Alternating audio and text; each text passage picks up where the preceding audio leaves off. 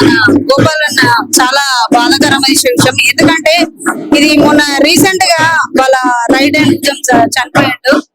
మన ముస్లిం అతను పాపం ఏదున్నా గానీ దగ్గరుండి చూసుకుంటుండే. అప్పటి నుంచి ఇంకా చాలా గుంట పలిగిండు.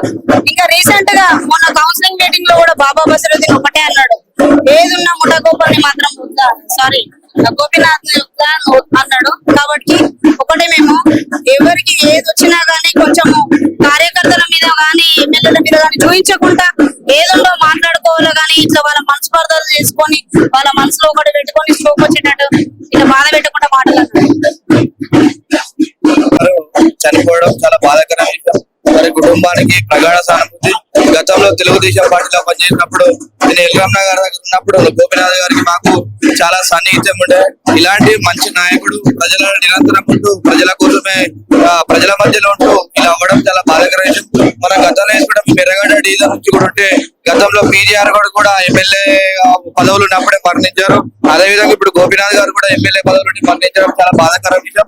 ఏదేమైనప్పటికీ కూడా వారి కుటుంబానికి ప్రగాఢ సానుభూతి తెలుపుతూ వారి ఆత్మ శాంతి ఇచ్చాలని చెప్పేసి కోరుకుంటున్నాం. ఎందుకంటే నిరంతరం ఇప్పుడు కూడా 24 గంటల్లో ఇప్పుడు ప్రజల పక్షాన్ని ప్రజల కోసం పనిచేస్తూ సేవా బాగున్నటువంటి ఇలాంటి గొప్ప నాయకుడు వరుసగా 3 సార్లు కూడా గెలిచి ప్రజల కోసం ఉన్నటువంటి నాయకుడు చనిపోవడం చాలా బాధాకరమైన విషయం తెలియదు.